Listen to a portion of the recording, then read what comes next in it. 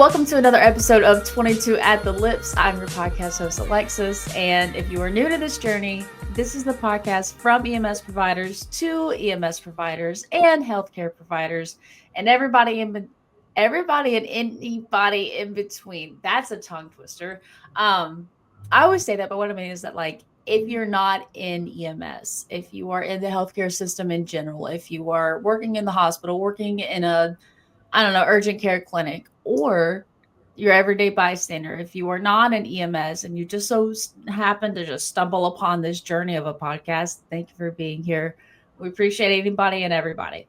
So, if you're also new, you don't know, I always have super cool guests on. I vet out my people and I make sure it's somebody that not only my listeners can reflect from and learn from, but like people that I respect for various regards and reasons. Today is no exception. We have Alex from Emergency Resilience. And if you're confused on what that is, great. You're at the perfect spot. We're going to talk all about it. We're also going to talk about CPR induced consciousness, which is wild. It is a whole thing. We'll get to that. Probably going to do like a two-parter episode of this. But before we do all that, my mom always taught me not to talk to strangers. So, Alex, if you want to tell the people who you are, what you stand for, what's your background, what you got going on, the floor is yours, sis. Oh, thank you, Alexis. Thanks for having me on. I think it's just great to start with where I'm at right now, which is that I am the founder of Emergency Resilience, which is an educational platform designed to really just lean into the weird topics. Like, I have an opportunity to provide continuing education for the things that really interests me, and I think that's what makes these topics more interesting for other people. So I'm so fortunate and grateful that I get to create education that serves my population of people, which I came up in this industry as an EMT right out of high school. I worked on an ambulance for about 15 years before my back said, no, thank you. And that was really hard transition. My identity was very much, I loved being a paramedic. I thought it was cool being a paramedic. It's all I knew in my adult life. But luckily, I had transitioned during my career into also being an educator. So I taught all the ACLS, PALS, BLS, PHTL, every letter in the alphabet type of art. And I taught in my EMT paramedic programs. I taught at a university. I had quite a diverse education background, which really saved my life when it came down to needing to reroute my trajectory, because being on an ambulance was not going to be an option anymore. So I'm just so grateful. So I maintained my medic license. I'm still a licensed paramedic, but you don't want me showing up anymore for how many years I've been on the ambulance. But I will be there to hopefully serve and help the providers. So I basically think of it as I was able to shift my service to my community into my service to those who serve the community. So now I create topics and discussions around mental health and around kind of the outlier stuff. So you brought up CPR-induced consciousness. What does that have to do with mental health? We'll eventually talk about how it increases the risk of moral injury. There's a lot of ethical and moral considerations to bring up with that when we talk about maybe death notifications. There's a lot of burnout associated when we don't train people. So I'm really grateful that I have the platform that I do with the community that I do to create education on these topics that are so easy to push away because they're either not required or there's little awareness around them. And I really like that you said that. One, and this sounds cheesy, thank you for your service. That is a hot minute to be in this field. Not only that, but also to go into the instruction aspect and like the teaching aspect, and not just throwing in the towel just because, and it happens on the job injury or outside the job, and all of these little factors that play into my body can't do this anymore. Being able to like say that you stayed in instruction and teaching, very commendable aspect.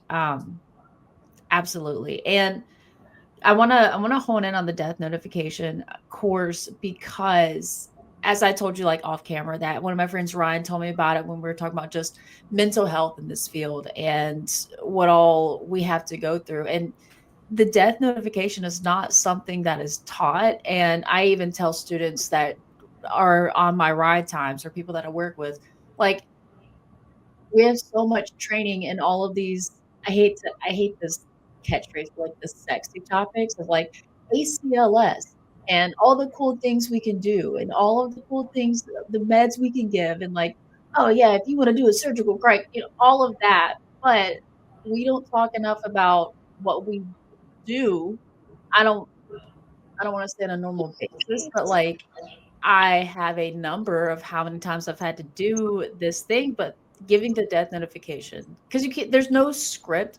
There's no, you say this exact thing, and that's how you have to talk to the family. And there's no, it's just, it's not talked about, but like, it's something that not only does it impact us, because I can go back and remember the times I've had to tell a family member, hey, sorry. But that family member that you're talking to, that you have to convey this information that your loved one is, they're dead.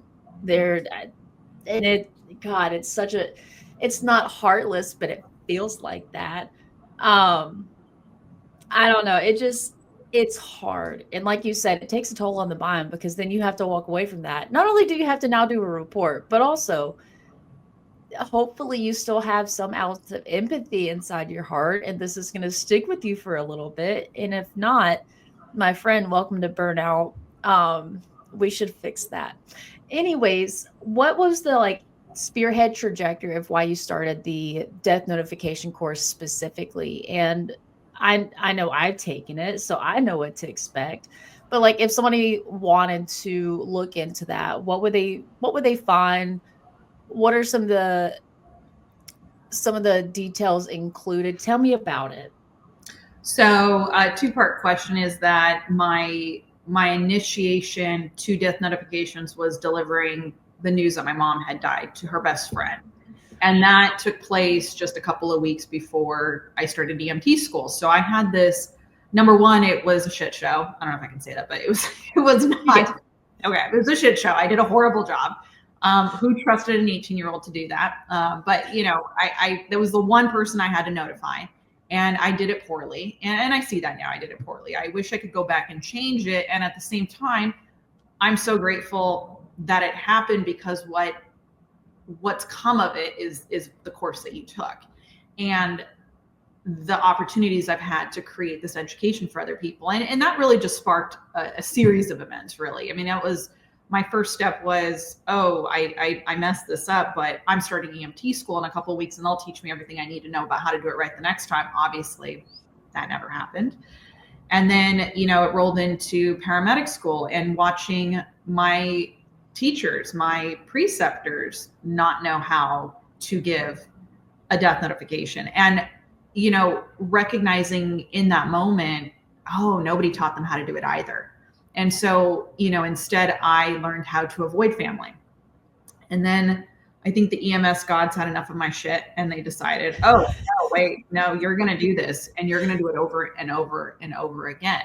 And you made, a comment about hospice. That really was my first entry point of interest, because I had a lot of these, terminally ill family members who were on hospice, but the family didn't want to hand over the paperwork, and they weren't sure how to say goodbye. And where I worked in California, you could have all the paperwork in the world, and you have one family member who doesn't even have to be power of attorney say, no, I'm not ready. I need you to do everything you can. And you have to deny the wishes of that family member, of that patient, and legally. And I thought to myself, no. And so I found myself finding out what are they actually calling us for? And it wasn't to save their grandmother's life. It was because they felt scared, and they felt guilty, and they just needed someone to explain the dying process to them and remind them that they were doing the right thing. And it was this moment of realizing, oh man, I went to school to intercept death. I never really called it saving lives, but I went to school to intercept death. And now I'm advocating to let it happen, because people deserve a very respectful, dignified, sacred death. And so I thought, man, why don't we talk more about this? And so I actually, shortly after I had my back injury, I was already teaching by that point, so I was able to continue teaching, but I decided to continue I just finished my bachelor's, and then I decided to continue my master's in death, grief, and bereavement. And I created the curriculum that you took while I was in that program. And it's since evolved. It's due for an update this year, which I'll be filming by the end of the year. But I'm just so grateful. The course has been taken by people all over the world.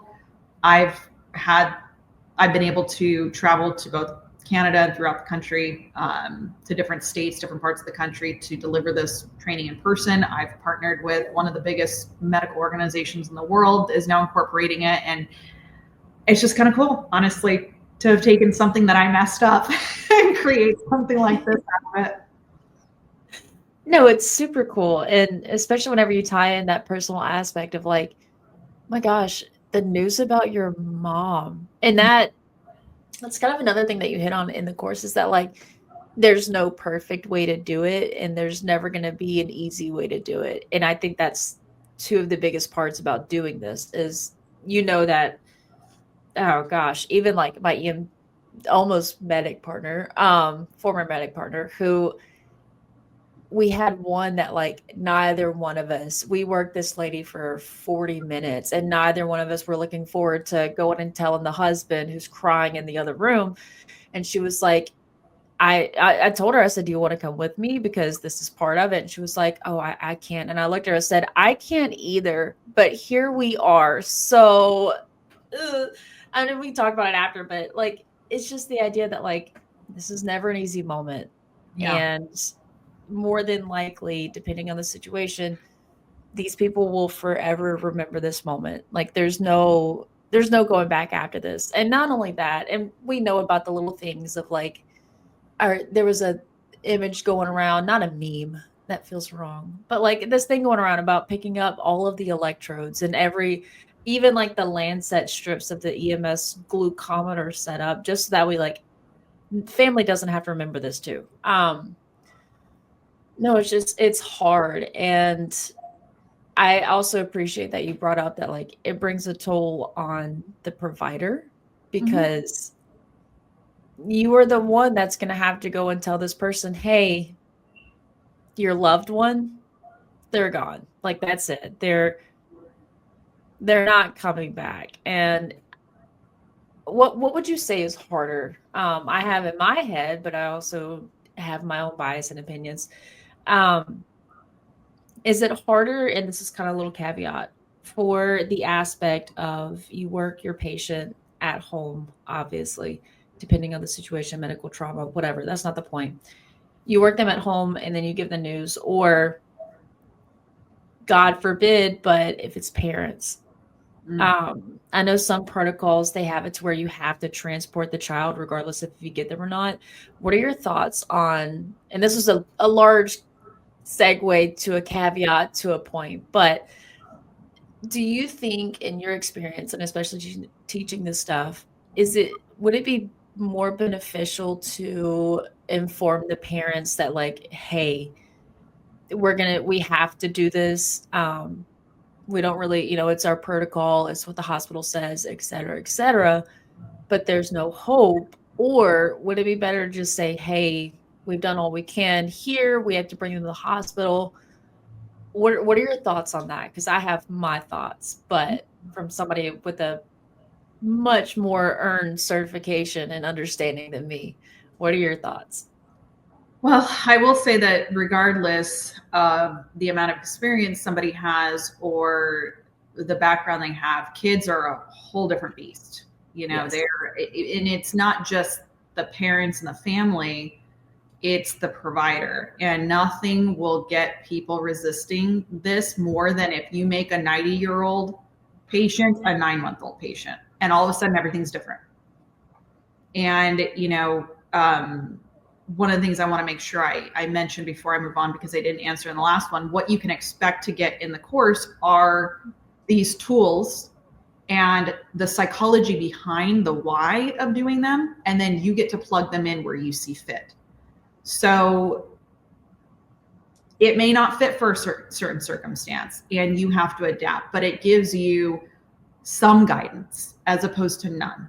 And so what's happened particularly with kids is we have told ourselves, both We've passed it down to generation after generation, as well as we've been told essentially by our agencies that have guided us, because they all tell us just take them to the hospital, is that the hospital has something magical for these kids. And there'll always be somebody in the audience that says, well, they have ECMO, or they can, get respiratory there to intubate them, because I worked in an area that took peds intubations away. And yeah, that might be the exception to the rule, but ECMO is not going to do anything for a kid that was lasting normal 12 hours ago that's got signs of lividity. We got to be real about this. Transporting that child that is now a crime scene is not going to serve anybody but ourselves, because it lets us avoid. And I say this hard truth knowing I have done exactly that. So it's not coming from a place of superiority or I know better, I studied this. It's coming from I've made that mistake because nobody taught me otherwise. Nobody gave me the permission otherwise. And also, it's scary. It's really scary sometimes. And families' emotions get heightened, and we automatically associate emotions with safety or lack thereof. And that's not the case either. I will say that when it comes to any cardiac arrest, any call, I mean, I've had to run off on a call that was a very basic bread and butter call that shouldn't have ended in violence, but did. You leave, sometimes without the patient. That's your safety is not an exception. It's not up for negotiation. But when we transport a pediatric that's obviously dead, it creates a false hope. It increases distress. It separates the child from the parents. It duplicates efforts for law enforcement that they now have 2 crime scenes instead of 1. I had one medical investigator, I believe was from Michigan or Minnesota, one of those 2, mentioned recently on my page that if EMS transports, at least in their jurisdiction, if EMS transports to the hospital with a pediatric and that pediatric dies, they have to have the parents go back with them to the house, and they give them like a Cabbage Patch doll and have them reenact the whole thing. And so she was asking, please just leave them there if they're dead. Now, let's say this is a workable case and the EMS hands are tied because of the system. I do not believe it benefits anyone to sit there and try and explain that to the family. That you're just going to have to business as usual, get them to the hospital, work them up as you would. And you can prepare the family by saying, we're going to the hospital now, but it's not looking good. We see no changes on the monitor. They're not responding to our treatments. Maybe make the effort to take the family in another vehicle so that they're not driving themselves, but do not give them that false hope. Them seeing that kid go to the hospital will potentially give them the narrative that, oh, they just need to go there and get something. You can prepare them for the worst without telling them they're dead, because they're not dead until you stop, resuscitation efforts. And so I would say that if you're working in an area that puts you in that predicament, it's a system problem. It's not an individual problem, and that needs to be handled before you're ever on the call to begin with. No, 100%. And when I'm teaching or going to help teach whatever for like the PALS, the EPC, whatever you want to call it, and we're getting to those special populations of children, that's one of the things I harp on is, number one, you at least make an offer to go tell the parents if they would like to be in the room. Just because again, this is coming from someone, I don't have kids outside of my 2 fur babies. And like I said earlier, that's more than enough. So I don't know what it's like to be an actual real life parent. I have 2 dogs. That's it. But in my mind, having that closure, having that ability to see for myself that they're doing everything that the hospital would be doing. But with that is, I don't know what it's like to have a child. I don't know what it's like to see my child beyond anything that I can do to help or to take care of this child. And I can at least sympathize enough to understand that, like, you brought this child into this entire existence and now you're unable to help them. That's terrifying. Yeah. When I see parents that are scared, it terrifies me, because I still think I am a child. So let alone if a parent is scared, I'm really scared. But I fully agree with you. It's the idea that like they see their child go in an ambulance, and we are taught from the moment we can make a phone call that 911 is safety. 911 means you're getting help. So to know that somebody watches their child get put in an ambulance and this is safety and something that is secured and can help their child, especially you're clinging on to every hope just to get to the hospital and all of it's gone. Like that's, you know, ugh. I love that But you bring up the importance of giving them the option to watch, because we have to remember that that is their child before it's your patient. And they have every right to remain with them.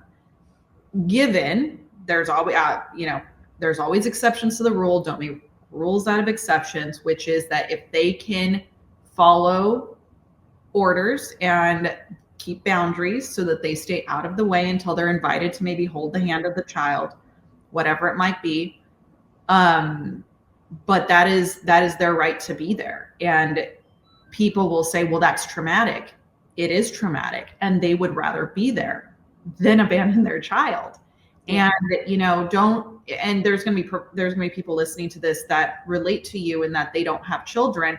That is an advantage in many ways, because you're not going to project your child onto that patient and emotionally get yourself entangled in a call that you need to stay very objective on.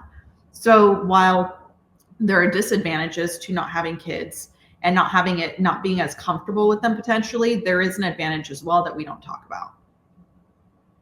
No one has ever said that. And I really appreciate that because I always, especially going to a pediatric call, and the pit in my stomach is, man, I don't know how to relate to this child, let alone to these parents. No one's ever said that. And That's an I advantage can, sometimes, because you will say, I will ask this question to a room full of people that I've never met before anywhere in the country. And I will say, what changed for you the moment you became a paramedic? And their answer is always the same. I mean, I'm sorry, let me rephrase. a parent. Yeah. The moment you became a parent, not a paramedic, that won't make sense. The moment you became a parent, and they will say everything. Everything changes. Everything about the way you show up to work, the way you respond to these calls, and inevitably almost every kid you run on, you're gonna put yourself in the shoes of the parent, which can lead to an entanglement that makes it hard to stay focused. And in those moments, you have to keep it disengaged just so you can functionally operate, and then you have to be able to switch it and then connect to them like the parent that you are, if you have that background, you know what I mean? But if you can't shut those things off and recognize when to turn them back on, it can create some problems where the easier thing and the safer thing to feel like doing is to just avoid the family altogether and push them away. Yeah. And there are even those hectic calls and those, fast paced calls, whatever you want to call it, the critical calls. I don't like try to ignore family and I don't try to push them away, but like at the same time, I know my boundaries and I know my limits. So whenever I'm done getting info from wifey because her husband's having an active stroke in front of us, I fully support the idea of saying, hey, look, thank you for your help. You've done enough at this exact moment.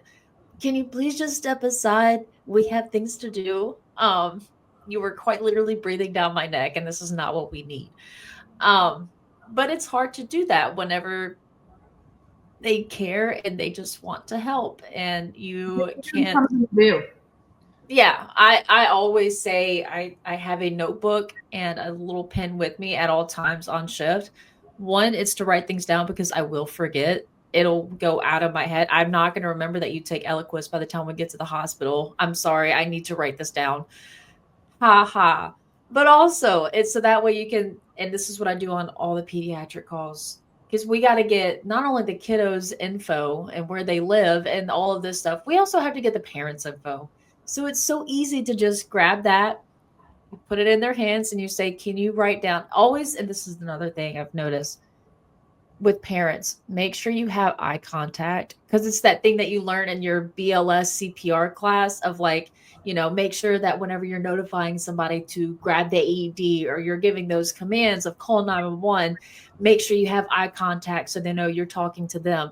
It's the same thing with parents. They're so everywhere that like I literally one time I grabbed this lady's hand and I said, I need you to look at me real quick. I need your name and your address and your date of birth. I also need your child's information of the same thing. Giving somebody something to do, including myself, makes the world of a difference. Um, and kind of not just to kind of circle back, not just kiddos, but like with family in general. Going back to what you said about the dignity of death. Whether it is your kiddo, whether it is your 90-year-old Meemaw. Another reason, like we talked about earlier, I want to do PA and I want to do hospice is that I love that you said it, the dignity of death. And that sounds so morbid, but it's true. I mean, it's not to be morbid, but we're all going to die one day.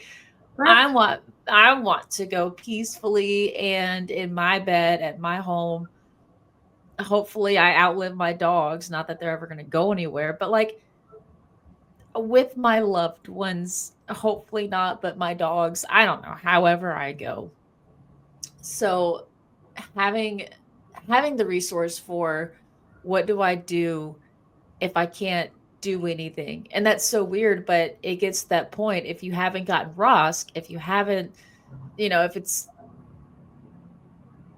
whatever the case and situation is, but we are given all of the tools, all of the tricks, all of the medicines to try to, like you said, what did you say? Not save lives, but Prevent death, I think. yes. I was trained how to prevent death. No, I love it. And so we're given all this stuff to try to prevent death, but when you can't, because of situations and circumstances outside of your control completely, what do you do? And it's just not one of the things we're taught. Just like I say all the time with mental health and in the field and whatnot, we're not taught how to handle ourselves and our own emotions. We're not taught very well how to handle psychiatric patients, and we're not taught how to tell someone that we're not getting their loved one back and it's too, it's just their time. I don't know, just having this ability and having this resource, I could tell a lot, and it was a huge caveat whenever when there are these moments. I say not had to, when there are going to be these moments of being in these situations I don't want to be in, but here we are, being able to fall back on something outside of just, I've done this about 100 times, even though school didn't tell me, I've done this too many times. I know what to do and what to say and how to act. Having the education with it really helps a lot. A lot. And it also, with the psychology aspect of it, helps you understand the why you're doing what you're doing and not just, I have to go tell somebody and I have to tell them, because it was taught in my schooling that like the biggest thing is to make sure you say that the patient is dead. Use their name and say they're dead. That was all the education. So sure enough, the first time I did this all by myself, I said, hey, like I said earlier, we did everything we could, but insert name is dead. And then I stood there because I forgot what to do next. And I had done it twice with other people. And so I just stood there, and that poor woman, to this day, it is still one of the things that I look back and I'm like, oh no, bad move. Let's use that example though. What could you or would you have done differently? Oh, a lot. But it's a little bit of a trick question, because how about this? Let me back up, because actually it sounds like you had been leading up to it and telling her, we're trying this and it didn't work. We tried this and it didn't work. You used the person's name. You knew you had the right family member, but were you measuring the success of your delivery against her emotional response? A little bit, yeah. I know for starters, I could have taken my gloves off. That's a It big wouldn't have one. made her cry less. Okay, you put okay, take off your gloves, put down the radio, put down the, tough book or whatever. But ultimately, and that's the thing that, I've since that I've really emphasized on a lot more in the later years of this development, curriculum development, is that you can't measure the success of a death notification off of their emotional response, because just like you can do everything right and the patient still dies, you can deliver a notification as kindly, clearly, and compassionate as possible, and the family member's still going to fall apart. That's okay. That is their grief. You are giving them space to grieve. You said you didn't say anything afterwards. Good. It sounds like you gave her space to react. Because if you started shoving all this medical terms and stuff and asking stuff out of her, she wouldn't be able to be present in that moment and fall apart. Yeah. The best thing to say is to say nothing. Sometimes, yeah. A lot of times, yeah. Same thing with breakups. No, I'm just kidding. I'm joking. Okay, so with all of the things of death and CPR, a happy caveat is when you get the patient back, when you get your ROSC. And we're taught in school, I mean, we have an entire algorithm with ACLS of what to do when. EMT level, you start off every single call, EMT level of ABCs. We are taught what to do if one of those are wrong, or if they're all wrong because your patient doesn't have a pulse. Oh no, what do you do? We're taught all of that. What we are not taught is what to do if you are doing CPR and your patient opens their eyes and starts moving. I have never experienced it.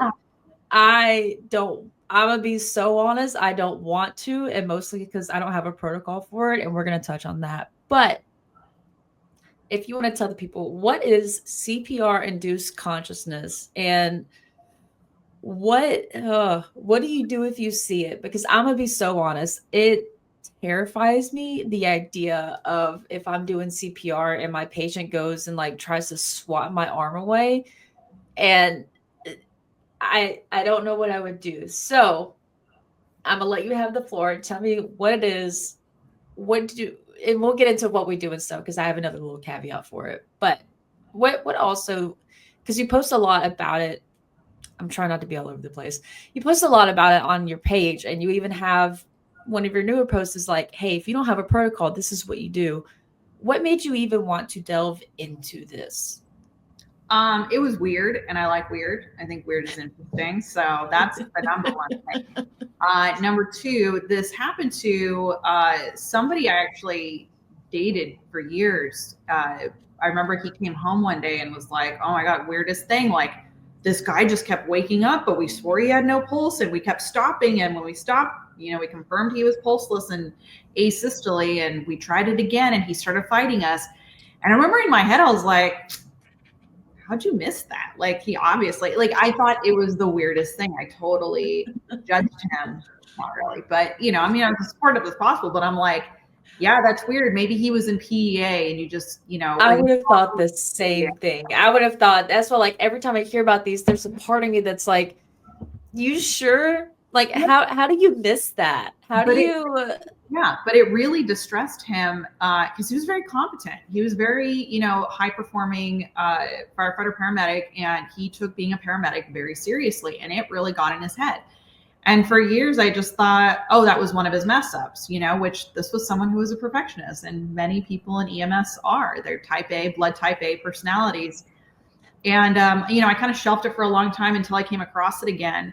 And in hindsight, this happened to me, which is something that I think a lot more people will relate to, is that you think you have ROSC, so you stop and you go to check a pulse and there's no pulse and you go, oh my God, they just lost ROSC that fast. It's potentially, those were cases of CPR induced consciousness. But going back to what exactly it is, that was my kind of interest in it. And once I found out what it was and I started doing deeper dive into it, I recognized, wow, this is actually very distressing for the provider. I mean, it's very traumatic for the patient themselves, but it's just as distressing in a different way for the provider and can cause some moral injury. So, from the psychological angle and the psychological injury that is associated with it, it's kind of the approach I take. Of course, clinically, there's a whole lot to learn, but I'm very careful not to give clinical, advice. And that's the thing is I've created these case studies to create some awareness, and people always get mad. Well, what do we do? It's like, this is a 90-second video. Don't get that information from a talking head on social media. Go freaking Google it. And at the same time, I always provide the resources and the references and additional context in the post below it. But up until, I don't know, 2 weeks ago, you couldn't post more than 90 seconds in a reel. So there's only so much time to talk about things. And, the goal is to shock people and to get their attention and get them talking about it. But the purpose isn't and it's to point them in the right direction.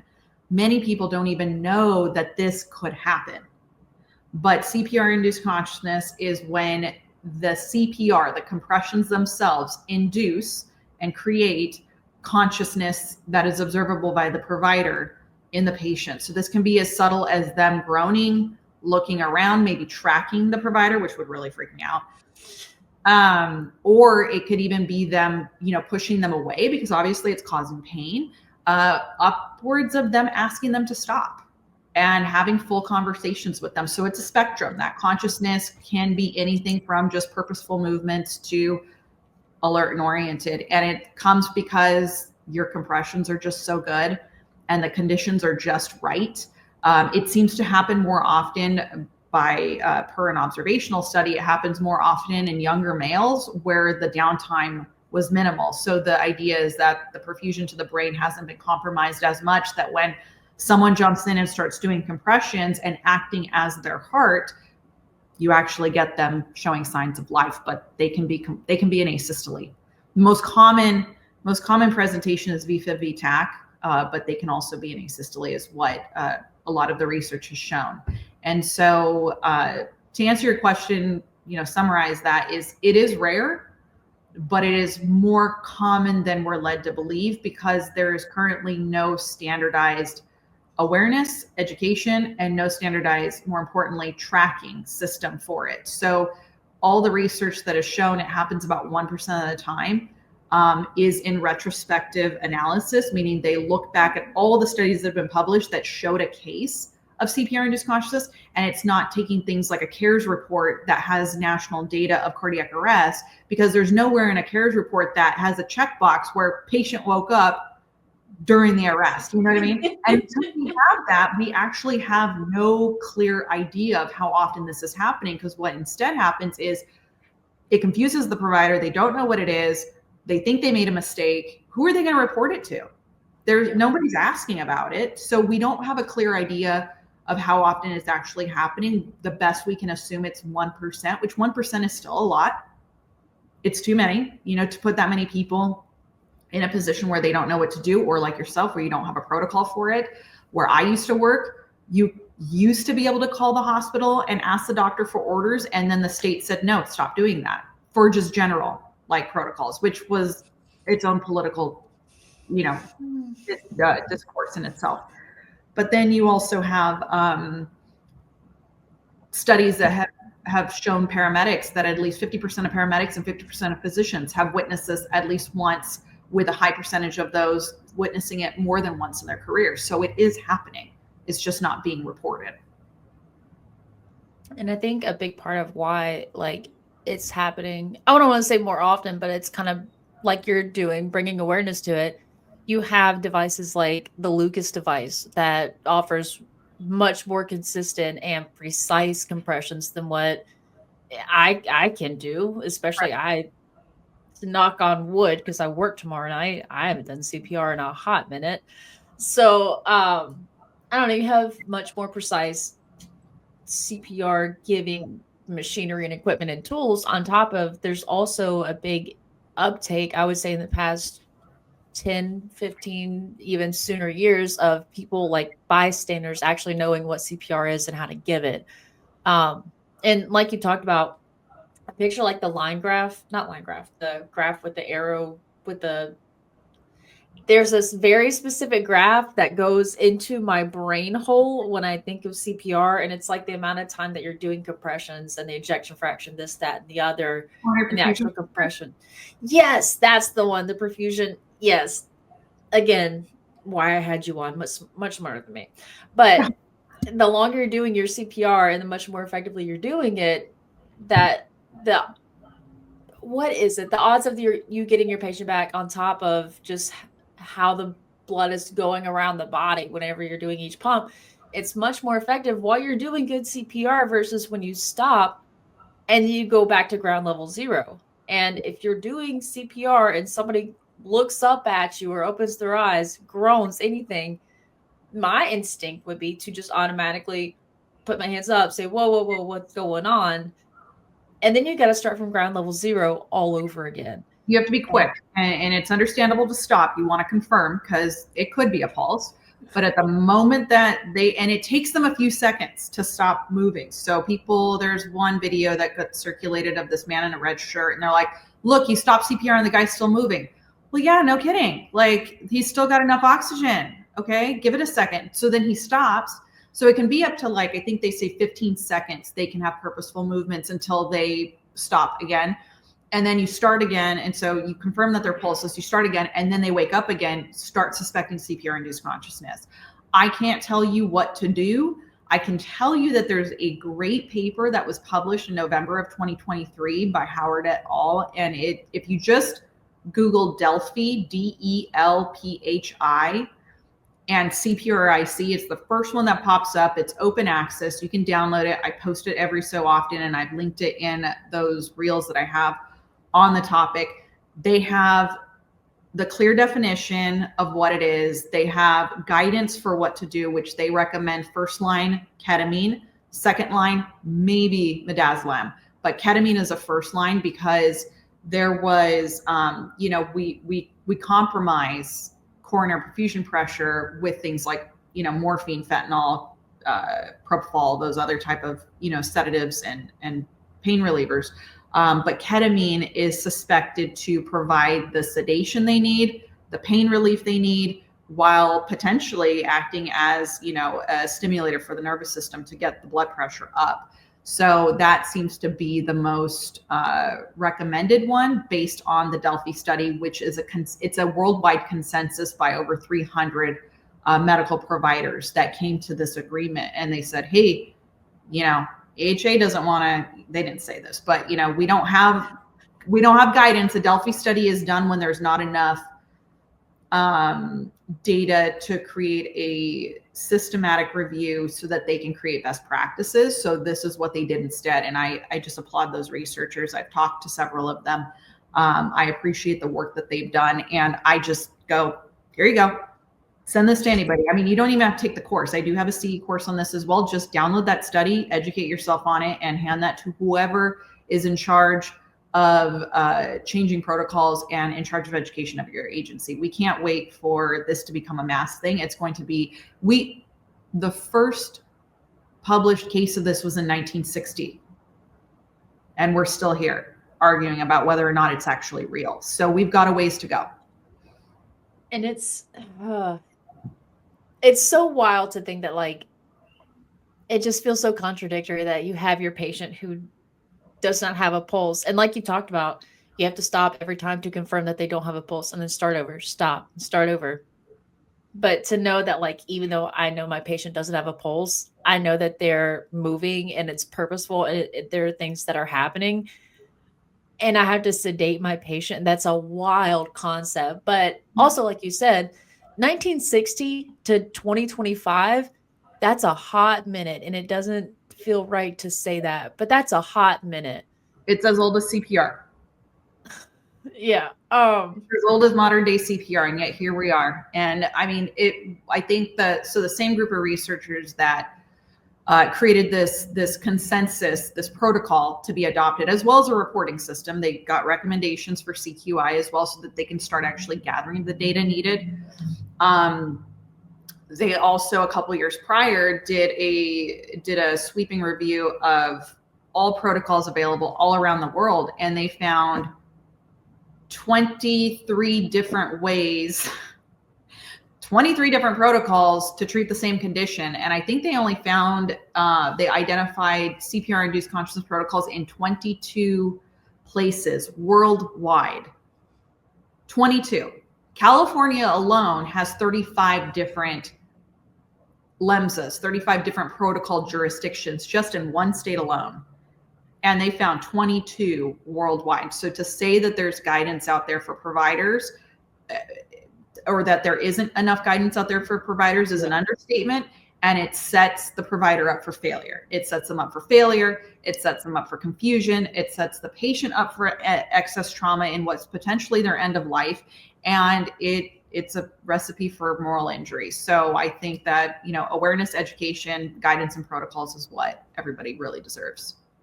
No, 100%. And like you talked about, it is rare, and 1% is a very small number, but even if it's just one patient, it matters. 1% in COVID, 1% was a big number in COVID, right? People try to minimize what that was. 1%, when we have the potential to just create a little education, give them a little ketamine, give them some dignity, give them some pain relief, and then potentially resuscitate them, because they also show there's a higher association of not just survival, but neurologically intact. So it's too much. 1% is too much, in my opinion, when you have an opportunity. We have all the tools, we just don't have the guidance on how to use them.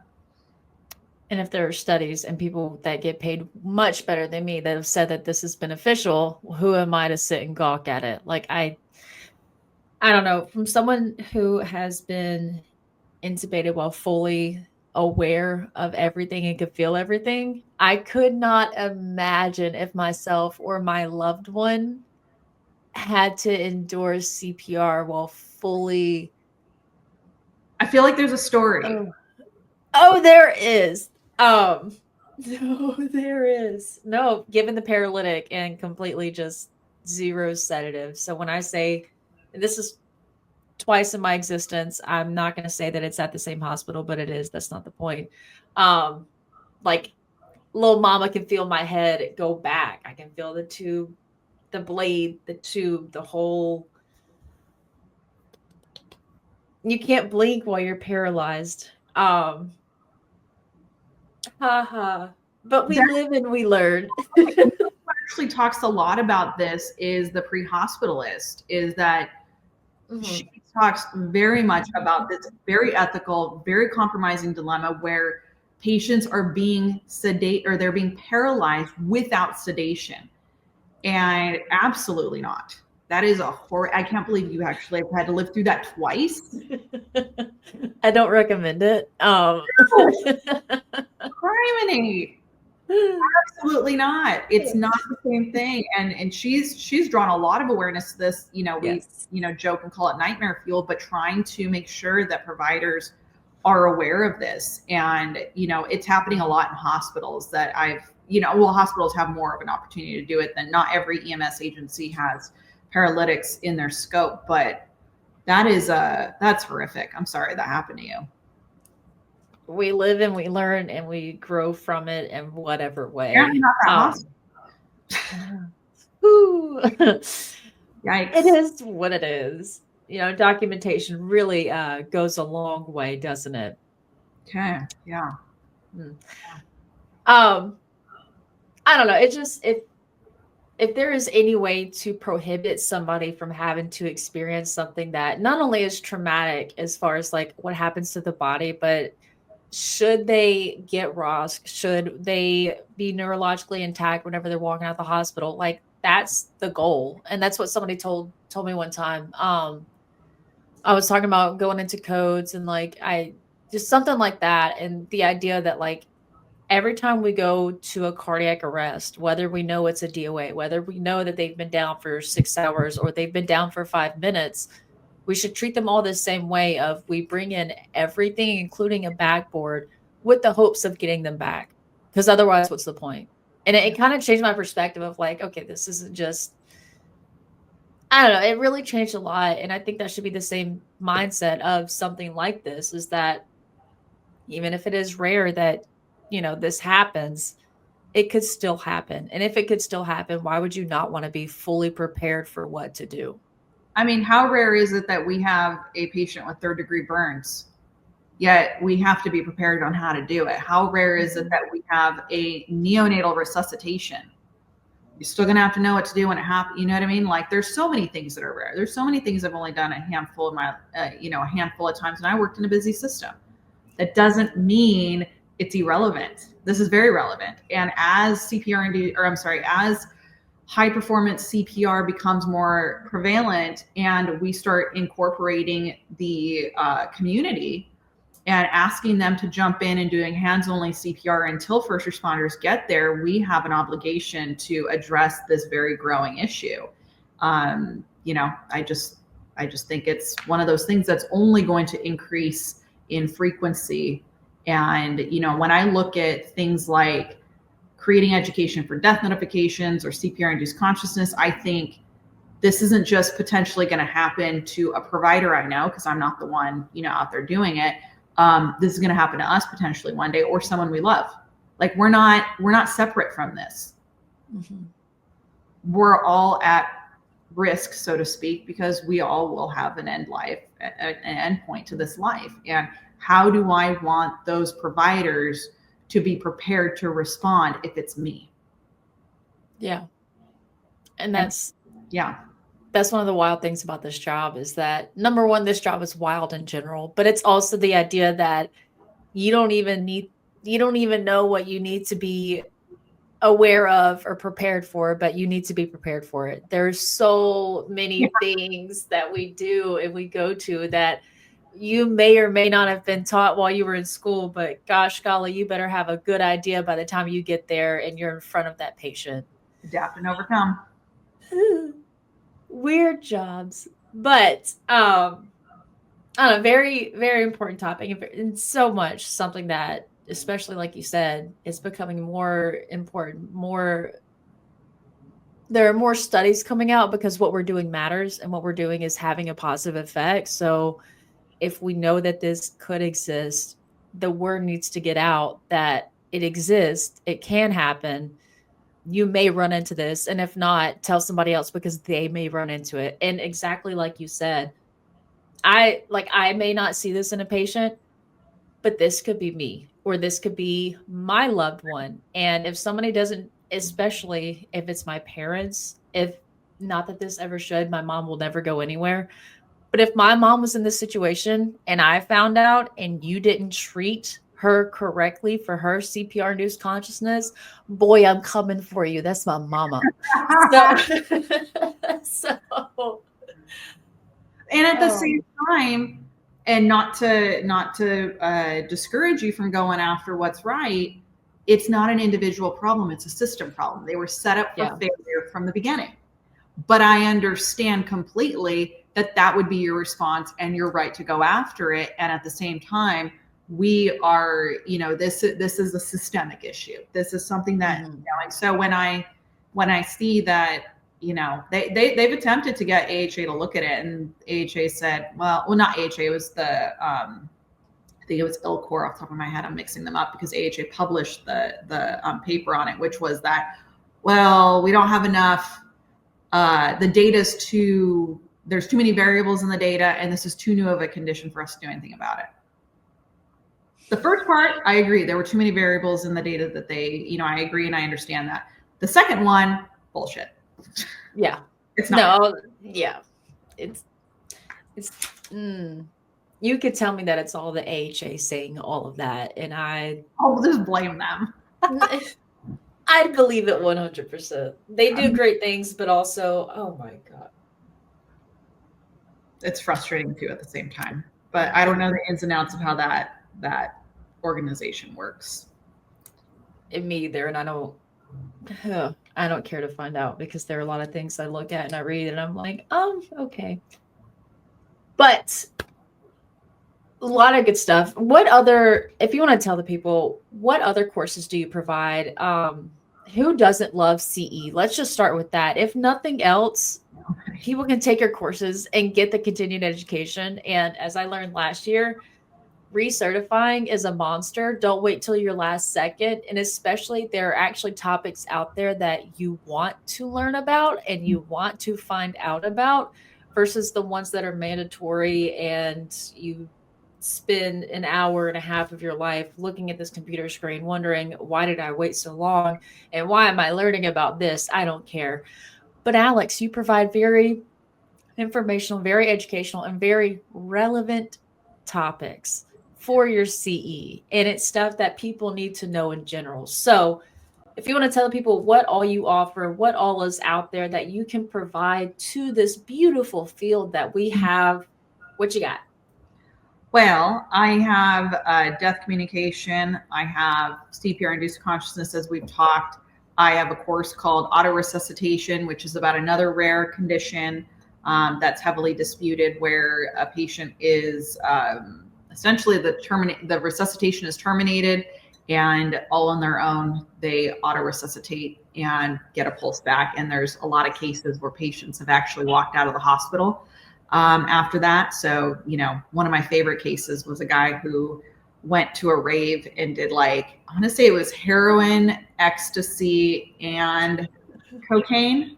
Nice. It was 3 of them, and I'm fairly certain it was those 3.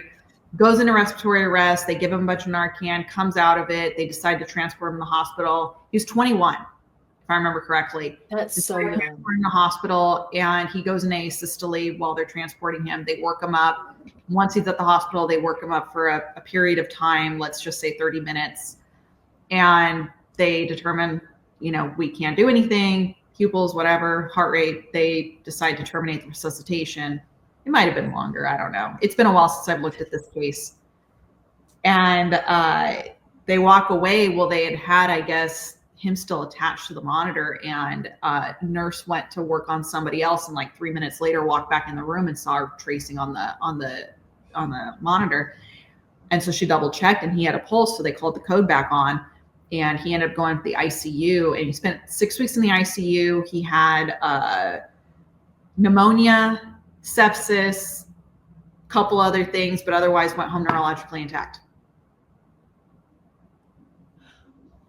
So yeah, that's probably that one I just did more for fun. I wanted to, that one, we don't need the origin of that case, of that condition. It's also known as the Lazarus phenomenon, story in the Bible.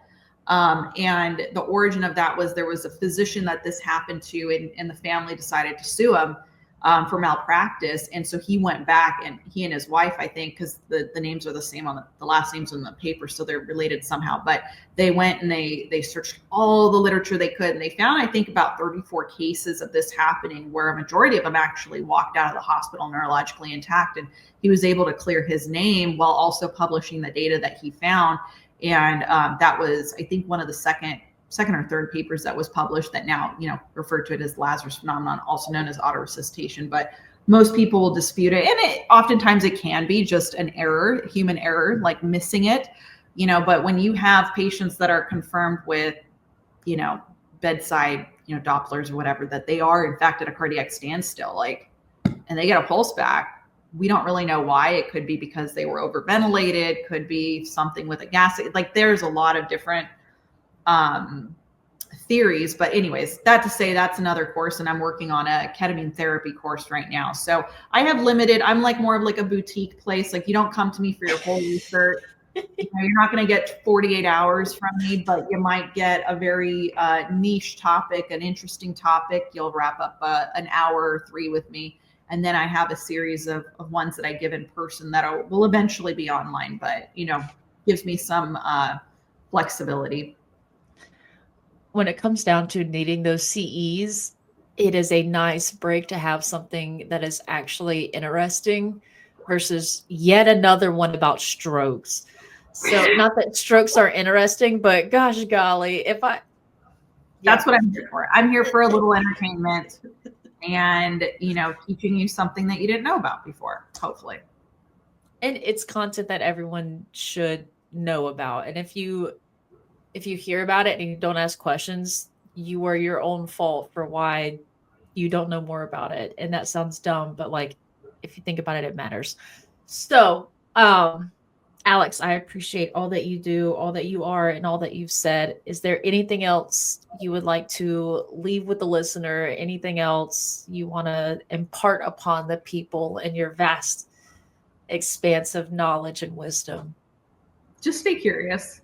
Stay curious. That's how I got here. I just kept asking questions and kept pushing the needle. And, I believe everybody has the opportunity to create changes in their system. And it comes from getting curious, asking questions, and going to them with solutions. So go do that. Don't wait for someone else to do it. You'll never know what you can change until you try to change it. Yeah. But Alex, if that's all you got, that's all I got. I appreciate you. Appreciate what you're doing. Go check out Emergency Resilience. Find her on the gram. Find her courses. Take them. Reflect on Alex's vast expanse of knowledge and a lot more education than I could possibly have. But if that's all you got, that's all I got. And as we end every single episode, the 22 at the Lips podcast is designed to support, not replace, the relationship that exists between a practitioner and his or her medical director. The views and opinions expressed in this podcast are those of the host, guest, and not necessarily of Master Medics. The information provided during this podcast is intended for educational and informational purposes only. It is not a substitute for your approved protocols.